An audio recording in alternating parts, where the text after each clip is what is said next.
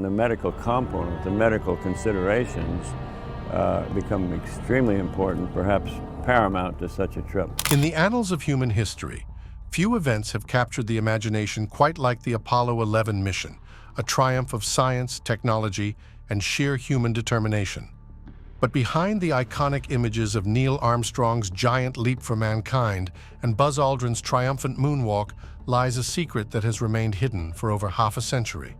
In recent events, an Apollo 11 astronaut who went on a secret moon mission just breaks the silence and shocks. Everyone, what do you think was disclosed? Join us as we delve into this topic, shedding light on a top-secret aspect of the mission that has left the world agape. Michael Collins, the pilot of the command module that orbited the moon during the historic mission, has outlined his discovery of what happened before, during, and after the Apollo 11 mission. The fascination with the moon.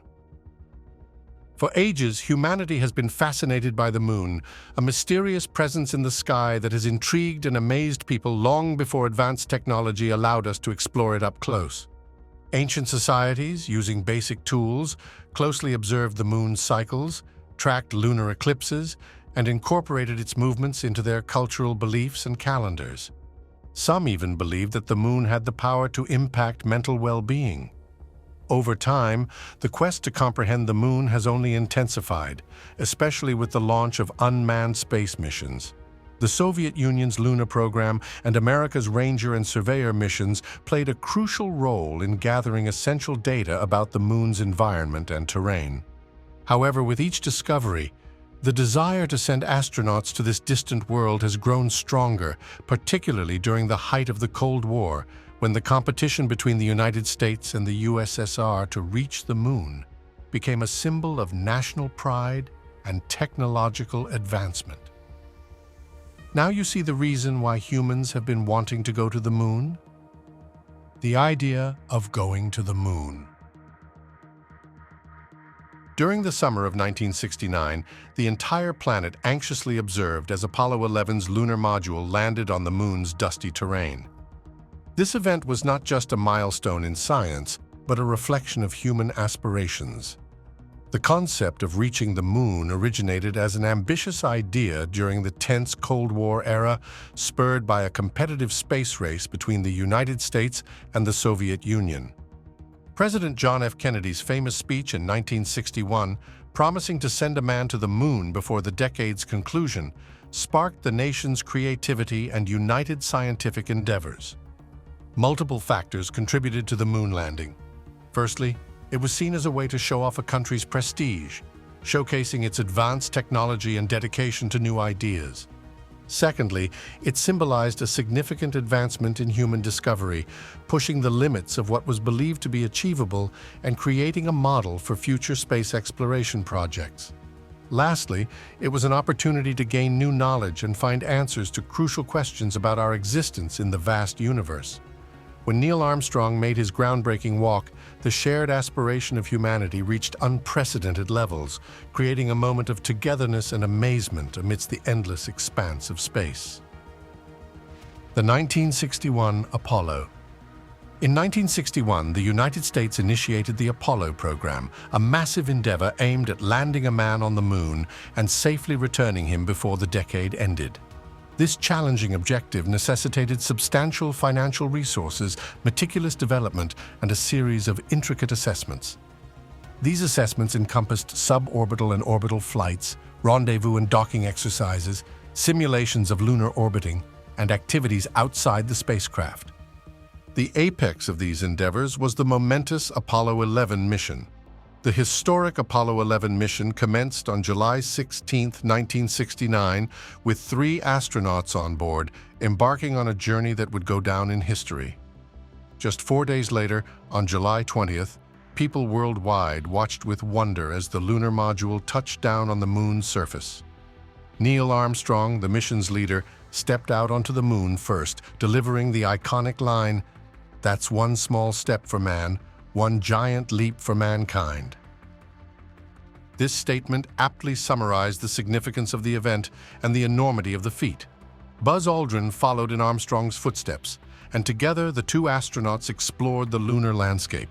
While Armstrong and Aldrin's moonwalk is the most memorable aspect of the mission, the third astronaut, Michael Collins, played a vital role. Manning the command module in lunar orbit, Collins ensured the mission's success from above. Even though he did not walk on the moon, his contribution was indispensable. Speculations surrounding Collins's involvement in a secret mission during Apollo 11 circulated for years, adding an element of mystery to his already intriguing tale. Recently, Collins revealed the truth about what occurred during that momentous mission. Michael Collins' early years. Michael Collins, who was born in Rome, Italy on October 31, 1930, had a successful career as a test pilot and astronaut. His father, Major General James Lawton Collins of the United States Army, was stationed in Rome at the time, resulting in a childhood filled with frequent relocations. Collins grew up in various places around the world due to his father's military assignments, including Oklahoma, New York, Maryland, Ohio, Puerto Rico, Texas, and Virginia. His interest in flying sparked during a plane ride in Puerto Rico, fueling a passion that would influence his future endeavors. However, his plans to pursue aviation were put on hold by World War II. When the United States entered the war, the Collins family moved to Washington, D.C., where Michael graduated from St. Albans School in 1948. In line with his family's tradition of military service, Collins enlisted in the military but opted for the United States Air Force to avoid favoritism and follow his love for aeronautics. He obtained a Bachelor of Science degree from West Point in 1952 and began flight training at Columbus Air Force Base in Mississippi, excelling at an advanced level at San Marcos Air Force Base and James Connolly Air Force Base. By September 1953, he had earned his pilot wings and moved on to fly F-86 Sabres at Nellis Air Force Base. Collins continued to enhance his piloting skills, winning a gunnery competition in 1956. However, he also faced challenges in his career, surviving a dangerous ejection from his aircraft during a NATO exercise. While stationed in France, Collins met Patricia Mary Finnegan, whom he later married despite their different religious backgrounds in 1957. The couple went on to have 3 children named Kate, Anne, and Michael. From 1959 to 1963, Michael Collins continued to progress in his career, completing an aircraft maintenance officer course and leading a mobile training detachment. This role took him all over the world, where he trained mechanics and pilots with his unmatched dedication and expertise. As the first commander of Field Training Detachment 523 at Nellis AFB, Collins focused on training students on the latest aircraft models. During his time with the Mobile Training Detachment, Collins logged over 1,500 flying hours, a remarkable accomplishment that set the stage for his next endeavor, being accepted into the renowned USAF Experimental Flight Test Pilot School at Edwards Air Force Base. At the school, Collins was among a distinguished group of classmates that included future astronauts such as Frank Borman, Jim Irwin, and Tom Stafford. However, Collins's aspirations went beyond the skies. He was determined to explore space and go beyond the Earth's atmosphere. This was just the beginning of his journey, not the end. Rise to becoming an astronaut. Drawn from the inspiration of John Glenn's groundbreaking Mercury Atlas 6 flight, Michael Collins decided to pursue a career as an astronaut. In the same year, he applied for the second group of astronauts, but unfortunately, his application was rejected. Despite this setback, Collins remained determined and enrolled in the USAF Aerospace Research Pilot School as the Air Force delved into space exploration alongside future astronauts Charles Bassett, Edward Givens, and Joe Engle. Collins gained practical experience of weightlessness aboard F-14 starfighters, which enhanced his knowledge in the field. When NASA called for astronaut applications again in 1963, Collins was more prepared than ever, reapplied, and this time was accepted, with Deke Slayton personally extending him an invitation to join the program. By then, Collins had accumulated an impressive 3,000 flying hours, with 2,700 of those hours being in jet aircraft. His persistence and expertise had finally paid off, and he was ready to embark on a new chapter of his life as an astronaut. Michael Collins was selected by NASA to be part of a group of astronauts that included Buzz Aldrin.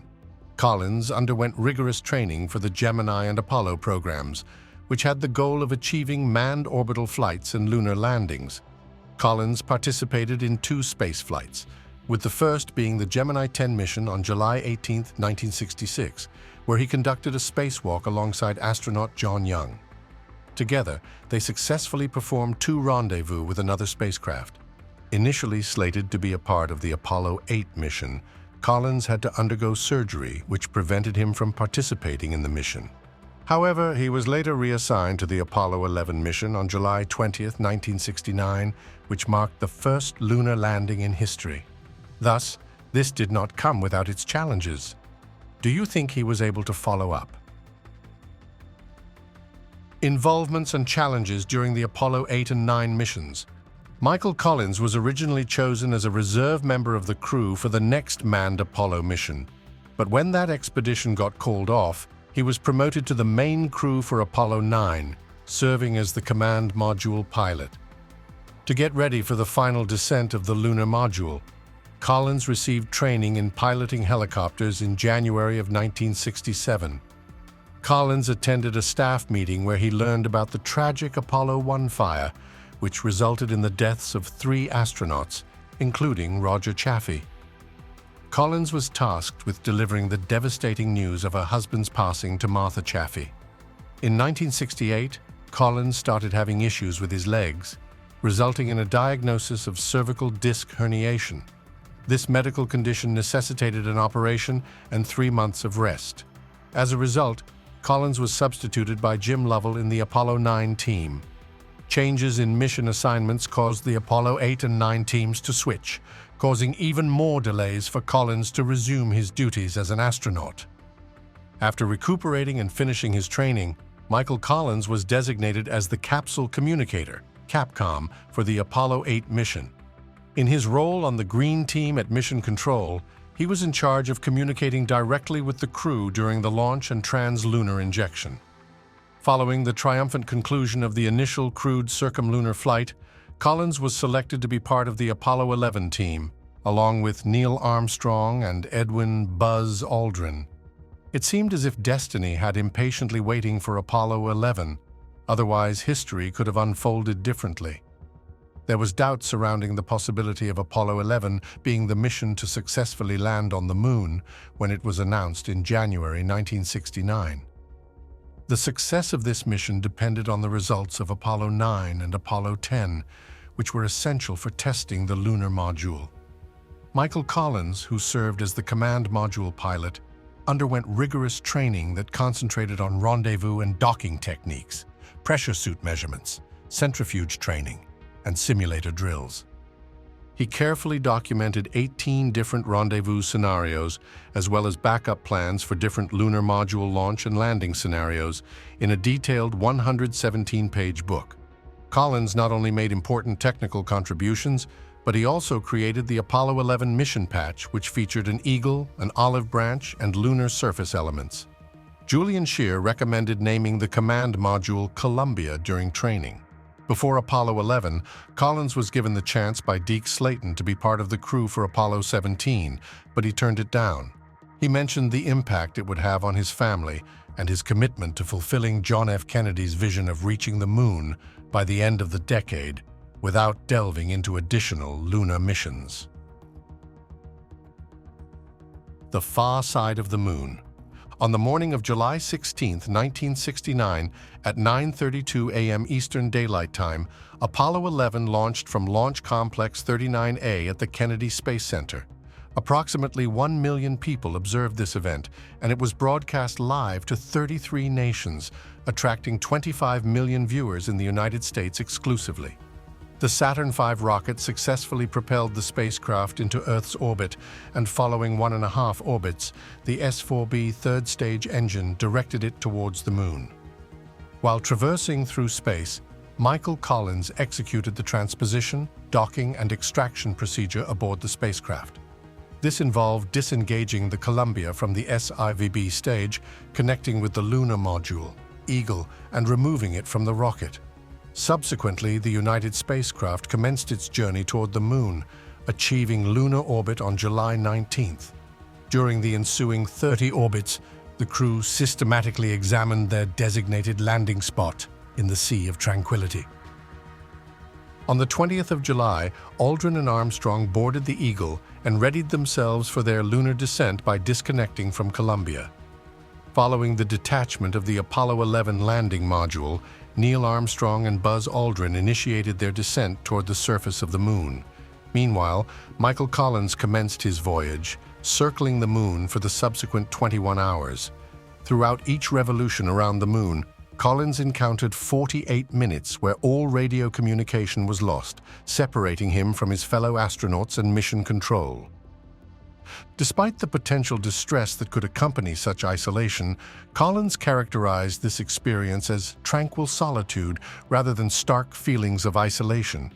Collins navigated to the far side of the Moon, a region devoid of radio transmissions due to the Moon's interference with electromagnetic signals.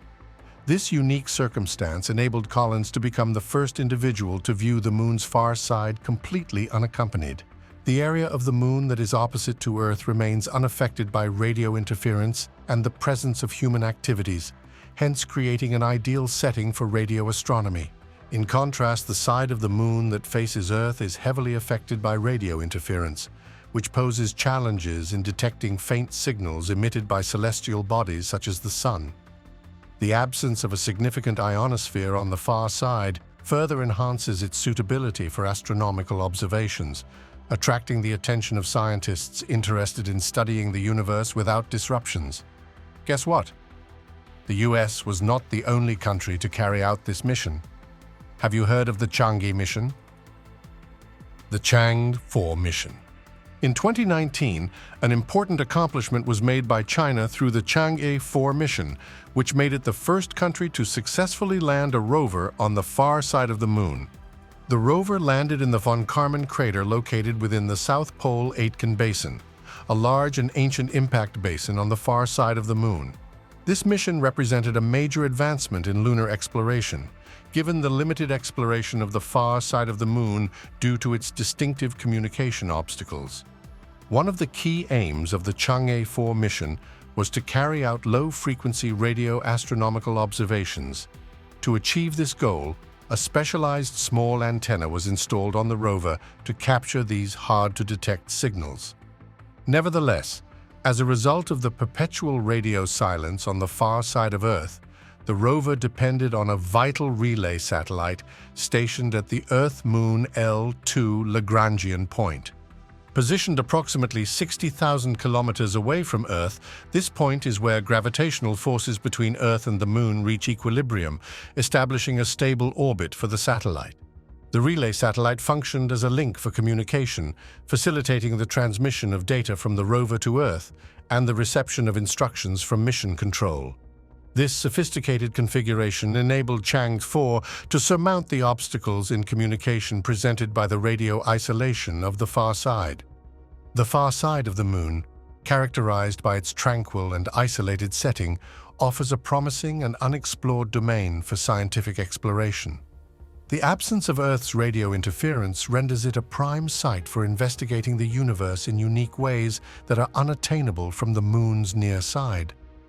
Despite the obstacles involved, the accomplishment of the Chang'e 4 mission has unlocked fresh prospects for lunar exploration and enhanced our comprehension of this mysterious and alluring region of the Moon. Collins' new discovery. Michael Collins was the initial individual to encounter the deep seclusion of the Moon's dark side, a location veiled in enigma and unsullied by human vision until that moment. While circling the Moon unaccompanied, he was encompassed by the extensive void of space, and the quietness offered a singular instance of peaceful calmness. Drifting in the vacuum, Collins observed Earth from this innovative and remote perspective, admiring its magnificence in a manner he had not previously experienced. The rugged terrain and crater-filled surface of the far side of the Moon provided a striking juxtaposition to the more familiar near side. This hidden landscape had been shielded from the view of Earth for centuries, with its mysteries kept concealed on the far side of the Moon. While orbiting the moon, Collins witnessed the Earth emerging over the lunar horizon, creating a breathtaking spectacle of a small, delicate blue sphere set against the endless blackness of space. This experience was simultaneously humbling and invigorating, leaving a lasting impression on Collins. During these moments, Collins experienced a profound feeling of insignificance.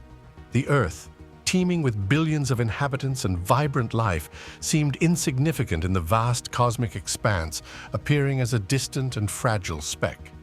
This perspective prompted deep contemplation on the enormity of the universe and humanity's position within it.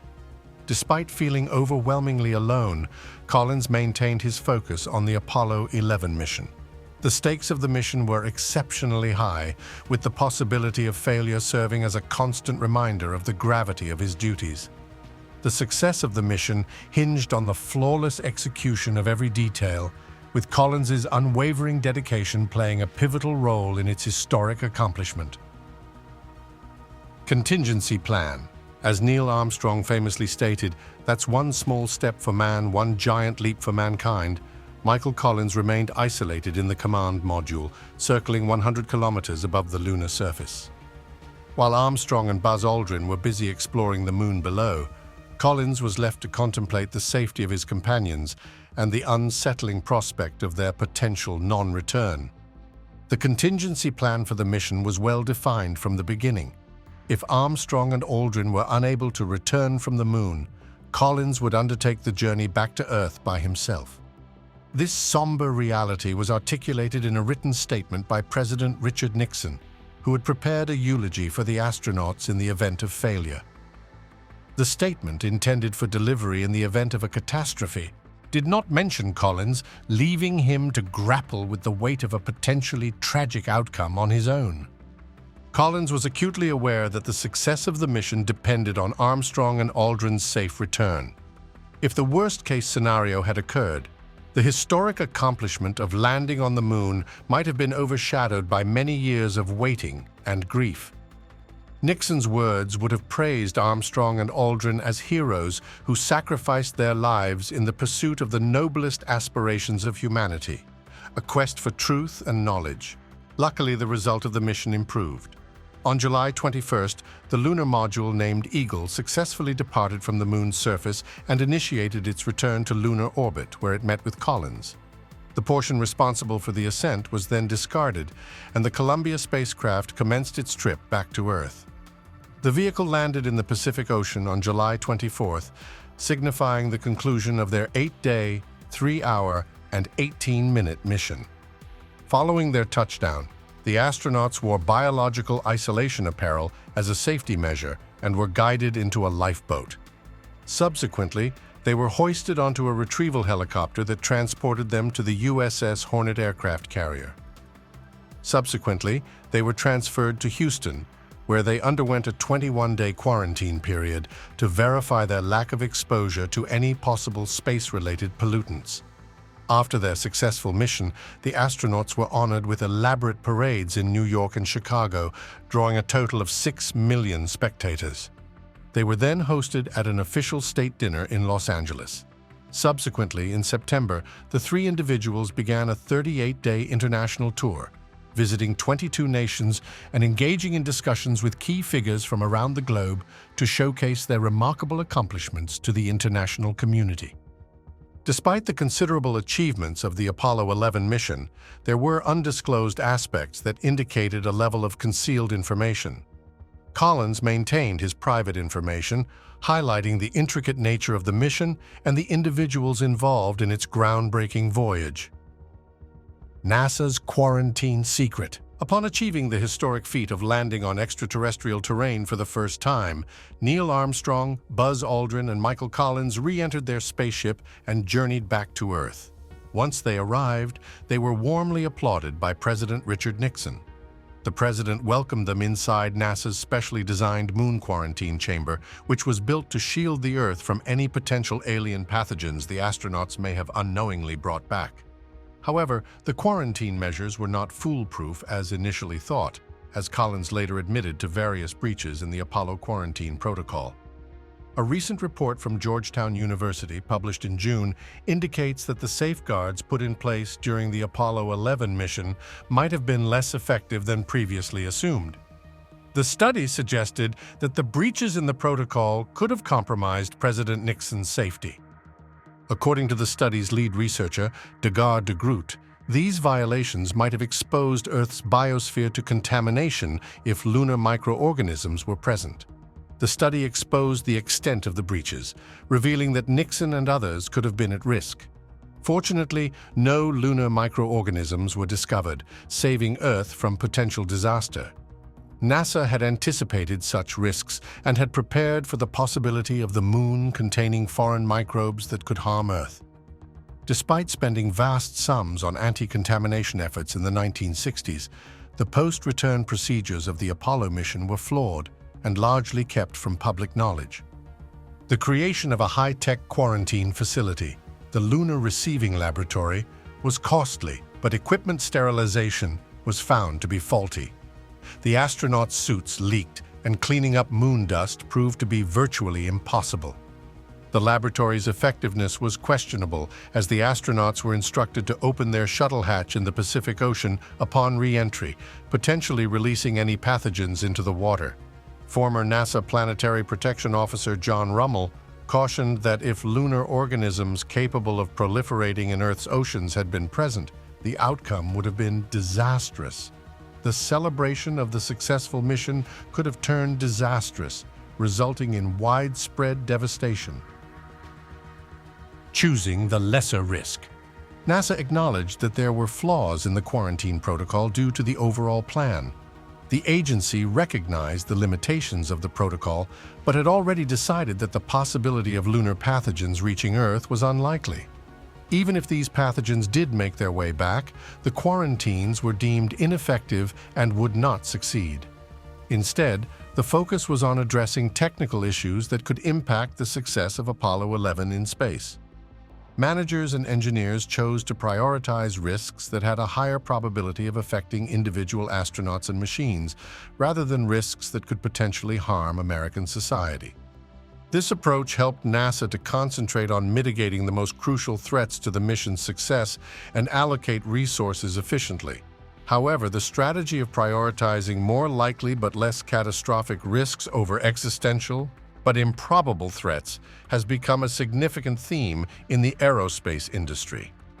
As countries aim to send humans to Mars, a planet that is more likely to have alien life than the Moon, it is essential to remember the lessons learned from Apollo 11. Recent studies indicate that there may have been microbial life on Mars billions of years ago, and that some may still exist deep below the planet's surface in ice. The concept of addressing probable risks over improbable ones is not only relevant in space exploration, but also in fields like nuclear weapons, artificial intelligence, and climate change. While contemplating this idea may be unsettling, it is a logical approach to managing potential threats. The persistent uncertainty surrounding these risks raises the question of whether extraterrestrial forces will spare humanity or if we will ultimately bring about our downfall. The loneliest man in space. Upon his arrival back at his residence, Michael Collins was surprised and confused by an unexpected tag given to him by the media: the loneliest man in history. This depiction left him puzzled. In the subsequent discussions, journalists were particularly interested in his solitary journey around the moon, repeatedly asking him about his perceived feelings of being alone. Collins found the focus on his solitude to be entertaining, and he later made light-hearted remarks about the absurdity of being dubbed the loneliest individual in the space program. He was unable to comprehend why his isolation was being sensationalized in such a manner. In a 2009 interview, Collins disclosed the extent of his apprehensions during the mission, primarily focused on the well-being of Neil Armstrong and Edwin Aldrin during their time on the lunar surface. The idea of their potential demise on the moon weighed heavily on his mind, as he anticipated the possibility of being compelled to return to Earth alone in the event of a tragedy, bearing the immense responsibility of being the only survivor of the mission, a scenario that would leave a lasting impact on him. Notwithstanding these considerations, Collins stated in his writing that his solitary time was imbued with a deep sense of consciousness, expectation, contentment, assurance, and even elation. He did not experience genuine loneliness. Upon the return of the lunar module, following the completion of its mission on the Moon and its approach to the command module, Collins captured a famous photograph of the scene with Earth in the background. He characterized the moment as incredibly beautiful, acknowledging that no photograph could fully encapsulate the grandeur of what he witnessed. This was an experience that shone much more brightly in actuality than any visual representation could convey. Collins received significant recognition for his contributions to the Apollo 11 mission. In 1969, he was honored with the Presidential Medal of Freedom, and in 2011, he was also awarded the Congressional Gold Medal, along with his fellow crew members. Various exhibitions and documentaries have commemorated his accomplishments, solidifying his legacy in the realm of space exploration. Following his retirement from NASA in 1970, Collins proceeded to make notable accomplishments. He assumed roles such as Assistant Secretary of State for Public Affairs, Director of the National Air and Space Museum, and Vice President of LTV Aerospace. His enduring legacy has motivated countless scientists, engineers, and astronauts, underscoring the significance of collaboration and unwavering commitment to attaining excellence. Despite being labeled the most isolated individual in space during the Apollo 11 mission, Michael Collins's extraordinary advancements in space exploration and lasting influence on the field guarantee his remembrance for all time. If you enjoyed this video, like and subscribe, and also click the next video shown on your screen.